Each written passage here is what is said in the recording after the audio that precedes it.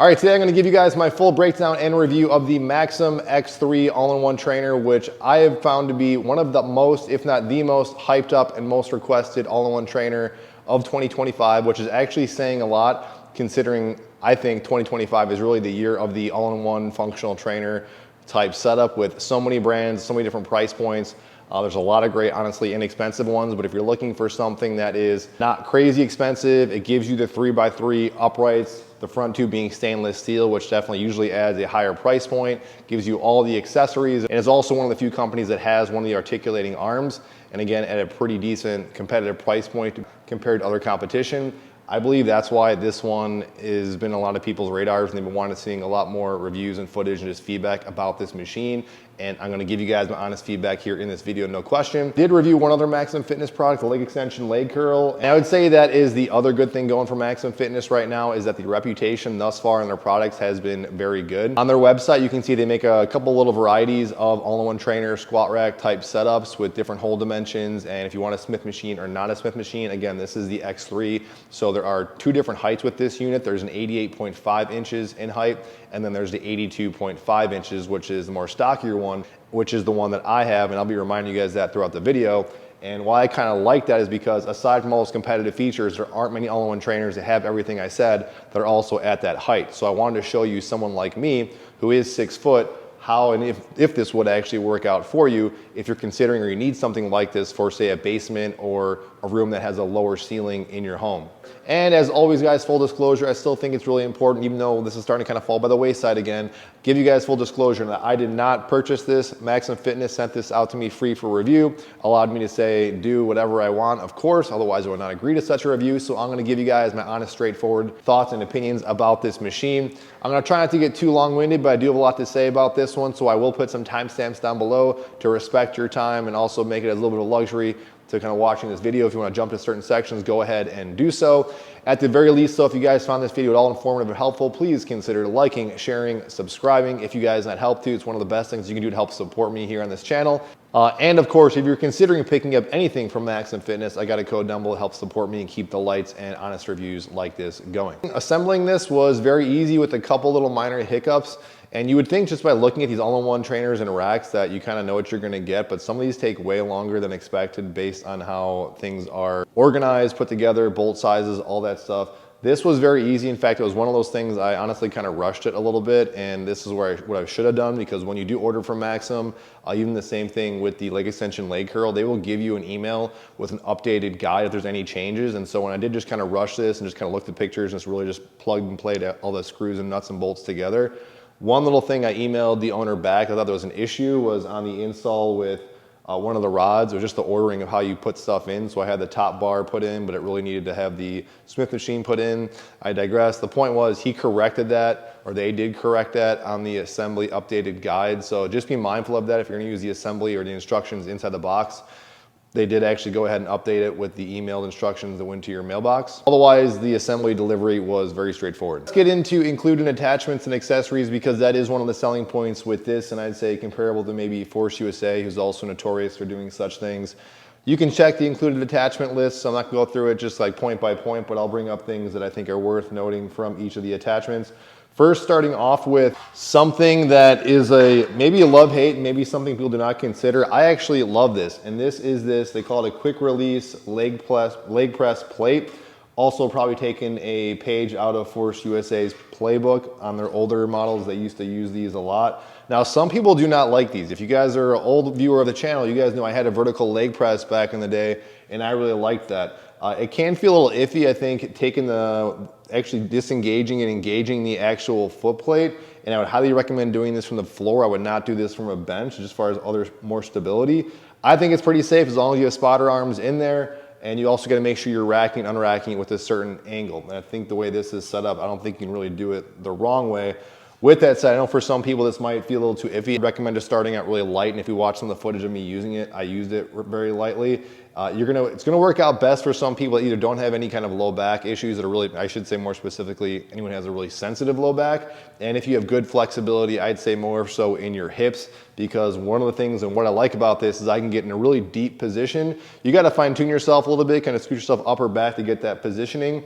But I just love the feeling it gives off because I feel it right where I usually like it with leg exercises or legs exercises like this with good depth. And that is in the glutes and kind of upper part of the hamstring. So this is not gonna be for everybody. I just thought I'd stress it because you can see I actually do like this a lot. I had zero discomfort. To me, this would be an added bonus because it's a nice little, to me, something I actually would use. Now, is it crazy robust? Not really. I'll get to that later as far as maybe the cons. It's maybe on the cheaper-ish budget side, but it is something cool that I like that comes in with the added accessories that I personally would use. And they give you these safety spotter arms, or like a strap safety spotter arms, which does have these 1-inch hole increments in the side if you guys want to get extra creative with that. They got some UHMW plastic, it looks like, on the inside. Nothing right here, they just use this little strap. Only downside with these is just gonna add a little extra height to your spotter arms, which could necessarily be a bad thing, but I think it's nice. I don't think it's totally necessary, but it's a nice little feature. It makes it so when you put the weights down, you're not hearing like any kind of clanging on metal. You're not really going to be hearing any noise. So it might be a benefit, say if you're going to be, squatting inside the house, just making a lot of clanging and banging noise. So that's where these things might come in handy. You got a basic curl bar. You got a basic lat bar. This one is maybe a step above the lowest grade you could possibly get because it's just a kind of a simple weld. It's thin, but there is actually at least some sort of rubber coating versus just being just a thin piece of metal. So it's a little bit better. I think that comes on the budget category racks. And then, you got this thing that rotates, basic straight bar for a variety of uses. Again, same kind of setup. This little coating really makes it look a little bit less on the budget side. It is the same situation here for the T-bar type row for a landmine. They do give you a landmine down there, which I was messing around with. That's just, standard fare. And then the kind of these Matador-ish arms, same kind of setup. It is just bolted together on the side to save for shipping costs, but nothing really to totally write home about, but not horrible either. These are good if you don't have them. They give you a pair of cheap fabric handles with some plastic on the end. You do got 2 points to adjust your length, so that's maybe a little thing going for it. They give you this double D-row handle here, or close grip handle, I actually like to kind of call it. It's got some little knurling, but again, nothing really to write home about. A little bit more on the longer side as far as not being so tight on you. They give you 2 of these cable pulley attachments. I really wouldn't mess with this too much personally, but I know a lot of people might, so you can do some creative other cabling, rigmarole type situations. So you do get 2 of these, which is, again, a nice feature if you're gonna use it. So they give you a knee holder pad, and they give you kind of 2 options for that. You get one that's more of elongated, depending on how you wanna articulate it, and this comes out. And if you wanna use their shorter one, you just insert it into here and you got that option. A bunch of carabiner clips, maybe 3 or 4 of these. They got these little spin lock secure things. I really do not like these. It's just more of a hassle. You end up accidentally sealing it and you got to unscrew it once in a while. So not a big fan of those. A couple little chain extensors as well. They got your low row foot plate, which does have some play with it. It's got various dimensions though to adjust it. It's not bad, but of course it's better to have one than not have one, so I appreciate that. They give you a crazy amount of these little pins here, which do come in handy, because honestly I've been using them just about as much off the machine than actually on the machine. So these are nice to have for sure. All right, then last but not least, this was an area I actually had some problems with. Now this could just been me or just some little things that kind of finagle, but I'm gonna throw it out there. Was this little middle attachment kind of goes in to secure both sides together to go ahead and put, say, a low row attachment on. I was really forcing this thing in. In fact, I took some of the plastic off here and even bent this for how much I was trying to force it in. Even as I was doing it, I'm like, I probably could just loosen some things and tried pulling the machine. A couple times I did it and it would slide in fine. Then I tried to do it again and it kind of got stuck again. So maybe it's just some downward pressure or something with the machine that was kind of bringing it closer together.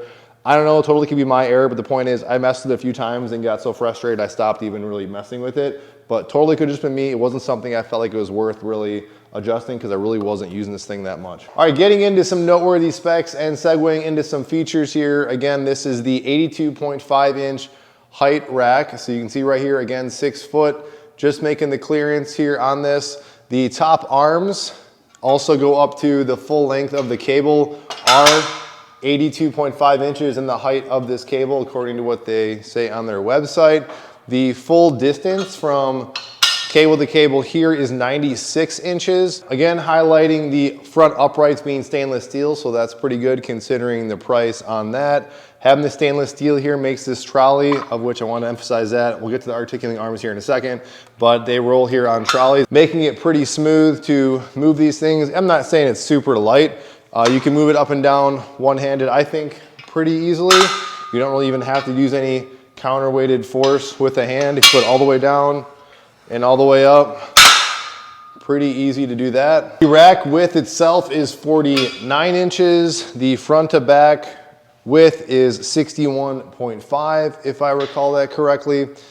And then you do have, of course, I shouldn't say of course, but forgot to highlight this, but if you're looking at the rack, you probably already saw this. We have the aluminum pulleys throughout. I will say right up front before I forget, whole thing is very smooth. I've had no issues at all whatsoever, anything kind of tangling.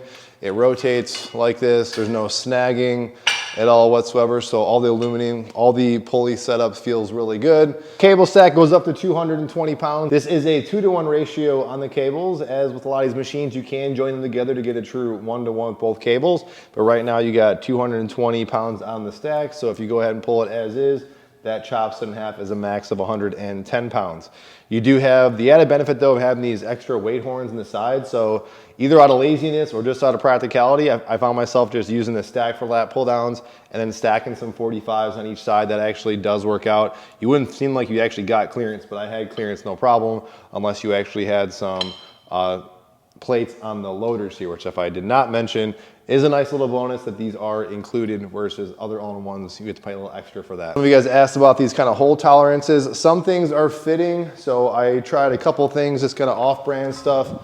This I purchased a couple weeks ago, this Valor Fitness low row foot plate. This fits no problem. It's basically a true 1-inch diameter hole. So I'm gonna show you something that does not fit, which would be this surplus strength gym pin. And it is very snug, I guess you could. No, you can't really work it in there. It goes in a little bit and then it gets kind of stopped in this little area right there. So that could be a minor deal breaker depending on how flexible you are, knowing that some off-brand attachments might not fit with these tight hole tolerances, so that is definitely something to consider. Now getting into the Maxum X3's articulating arms, there's some pro and con give and take here for sure. These arms, if it's not too obvious, only go laterally or horizontally, do not go vertically, unlike the Force USA C20 or the RX'd versions. The Force USA C10 only goes horizontally, so that's something to kind of just noteworthy the comparison later. We'll get to that. But pro and con is that, well, one thing I will notice that's functional, if you are going to use this, especially with this 82.5-inch diameter, is that if you got this pull-up bar in here, I got about 3 more holes actually to go up, but I'm going to be kind of stuck here. So if you want to get some extra height and pull this up for, say, lat pull downs, that might be something you got to consider and take these off. I actually found these work fine. These pull-up bars, I don't think there's a big deal if they're kind of shorter, so you just got to bend your knees, but pull-up bars work fine. I'll just address that right there. One thing that is pretty cool though, that is unique, that's again, I think it's kind of a pro, is that because they are longer, you now can actually bring these things closer together, which I do like for a variety of exercises. So that is something different, say, to Force USA's or even RX'd. This thing is a little bit shorter than this. It might be pretty close though, but definitely Force USA has those stubbier arms, and I covered a recent kind of coverage of that recently. You guys can check that out. But that's about really chopped in half, so you're only about getting about that close. So if you do like doing things like rear delt flies, even just some close grip rows if you wanted to, that is an advantage of that. The downside is that because you can't adjust these vertically, they can kind of get in your way. So it's not as easy to kind of clear these things, say if you're getting in and around the rack. Smith machine is definitely decent. I would say you have the whole passable quality knurling. Barbell is fine, but it is counterbalanced with these counterweights on each side, making it a lot more of a smoother experience and also a lighter barbell, so it's not as heavy out of the gates. It is on ball bearings here. Downside, I think you know going into this, if you're getting a rack of this height, this is it fully locked out. So this is definitely something to consider if you want to get something low. And for me, this is something I had to watch out for a lot to not bang my head on this. Another great thing with this one compared to other all-in-one trainer Smith machines, that you can get really full depth with this, very low. And the overall just functionality, practicality of using it with the little spotter arms here worked out pretty good. For me though, like I've been saying, Smith machine, I used it for calf raises. Still been using this takeover strength pad. Check out that review, you guys are curious. This thing was great. Hooked up on here. Actually, even for calf raises, just kind of freeing your hands. So I was using this thing a lot on there. Did some benching on here. That was pretty much it. Also, I did forget my other little new favorite with this Smith machine with this, which is the vertical leg press, but that might be me in the minority there. On the outside of the rack, notice you have these carabiners that are kind of protruding out to the side, so you can go ahead and rig up the cabling. There's probably a better way of doing it. I played with it for a little bit. I personally don't think it's really worth it, but it is, I guess, a nice feature to have. It's not really that awkward or that too much in the way to go ahead and actually load weights on and off. You just gotta kind of angle it and turn them in there, but that is something that does come on the Smith machine. All right, practically, functionally, how does this thing perform? I really had no huge issues with it. There are some things, like I said, for the articulating arms that are a sacrifice, the pros and cons with the arms sticking out. In some ways, I like that they kind of stick out, so you have to always adjust the very minute little points being there. I like they're closer together. There are some subtle advantages of having this thing stick out and say doing lat pull downs, which I like with the extender thing in there. Downside is if you're getting this shorter one, like I said, you probably got to take these out to functionally go ahead and use this middle part right here. So that is something I would consider with that. The low Smith machine height, I addressed that. If you're gonna be someone, 6 foot and probably beyond, I would say above 6 foot, you're probably not gonna get this one. You definitely wanna get the next tie up setting. Also, something I was considering with this setup was how was I actually gonna squat in here with their J hooks. So what I had to do was really, and I think if you had the other version that was higher, it wouldn't be a problem.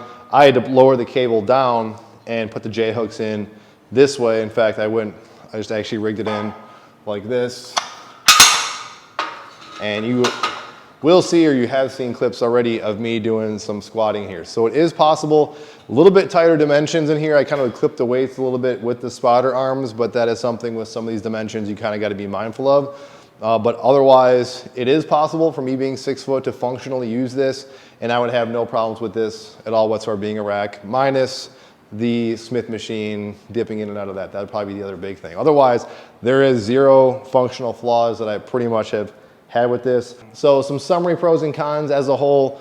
The pros going forward, you can't really beat the price with the stainless steel uprights, the articulating arms, the accessories thrown in there, the weight holders, and just the practical features of a very well-built all-in-one trainer. So that would be the overall pros. The cons of this machine kind of goes maybe a little hand in hand, eye beholder with the pros here, because yes, the longer arms have an advantage, but there's a disadvantage again that you cannot move them vertically compared to the competition, and they can kind of get in your way because you cannot articulate them out of your way. So that would be a potential inherent flaw with this. Something that you will see some close-up shots, and this is me maybe going a little too deep, and some of you guys may or may not care with this, but I think it is something to consider because it is not in the cheap category. This is in the B tier category that I would put this in. A being something like Rogue, and I only say that because when you're up close with Rogue, not just because it is made in the USA, which Rogue is, and that's great, and this is not made in the USA, and some people do not care about that at all. I'm sure I kind of got triggered some people just by saying that. You can noticeably kind of tell the difference just up close about just the parts and even just the accessories that come with it. And that goes with probably a lot of the competition I'm going to lay out here in a second. So that is just something that you're paying a decent amount of money. If you want to pay a little bit more for higher quality as far as up close with it, that will be the exception. Now granted, I say that, but you are getting the stainless steel uprights, which is a big selling point with this, but that may or may not matter to you that much. Next question on people's minds, I know some people are curious about, is how is this faring compared to the competition? Now, again, there's many all-in-one trainers out there. I'm going to compare this directly to the ones that is really closest to this, meaning that you have a Smith machine option, you have some features, specifically being the articulating arms, and that really only narrows it down to, I'd say, roughly 4 machines. Correct me down below if I'm missing one, and certainly add your 2 cents down below. Want to hear it, but I will compare it to really Force USA makes this C10, so all-in-one trainer with the Smith machine, gives you a whole gamut of attachments. You also got horizontal articulating arms like this one does. C10 though does have the top lat pull down and the seated row, just like the next one I compare it to, which would be the C20, which is also a full all-in-one trainer with Smith machine, articulating arms that now go vertically. Has a top-down pulley, has a bottom center row, and I'll just pause there and say, if you're looking at those two, C10 is closer in price. C20 though, you're looking at another $2,000 more than this, and that really comes down to, do you justify that extra price hike being having that top pulley, that bottom pulley? There is that sliding bench capability in both those models you could consider. I've said before, I'm not a giant fan of that so far. You got some center storage and shelving going on with the C20, and maybe a few extra added accessories. But then again, you're talking about $2,000 more than at $64.99, which I confirmed recently that price is not going to be dropping. So I wouldn't say holding out for any kind of Black Friday sales based on what they told me. I would say the closest competitor, and ones that people are probably going a little more head to head based on what I'm seeing, would be the RX'd RX3 Tornado Smith with their patented tornado arms that go a lot of different angles. They go vertical, they're horizontal, a lot of different options there for sure. You don't get the height options. You can't go super low with that one, but it is definitely cheaper at roughly $3,900, where this X3, at this height, you're looking at $4,200. For an extra $100, you get the 88.5 inch height. So I think that's where people are going to compare those things. Now, you could say off the bat that the RX does more things with the articulating arms, and it looks kind of similar and also just cheaper, but you got to figure and factor in those accessories and other quality of life features like these storage arms. So if you were to just say go ahead and pick up, if you want to keep continuity's sake, RX, the spotter arms they have, I checked and it was $200, so you're already getting close to the price on this. So that's just for an example. And of course, if you want to go ahead and piecemeal other things, that's going to up the price. All those things considered, I really can't say if someone said which one is the best. It kind of depends on your needs and what things you value the most. If you like the most amount of versatility in the articulating arms, I'd say the RX Tornado arms make the most sense. If you like that top and bottom pulley position already set up, ready to go, which is definitely a huge selling point, then I would say the C10 or the C20. If you are someone that kind of wants a little bit of the best of both worlds and you do value the stainless steel uprights and even the trolley, I haven't really hit on that enough. You like the articulating arms, this would probably do the job, giving you all the accessories you'd want. You also get that, again, I like that little vertical leg press stand too. Then this would be the option for you, and you're saving again about $2,000, say, compared to the C20. Now, if I want to push back and be a little bit harder on this, if you are considering this for the price and you like all the accessories, I would say that the accessories can be more in that lackluster category. You'll likely be upgrading probably at some point in the future. So that is just something I would probably factor into that if you are going to get into this kind of home gym kind of niche. Not to mention, again, while this thing is on the cheaper-ish kind of side, I wouldn't consider it a cheaper item. It is still pretty expensive. So those are things I would consider in the grand scheme of things.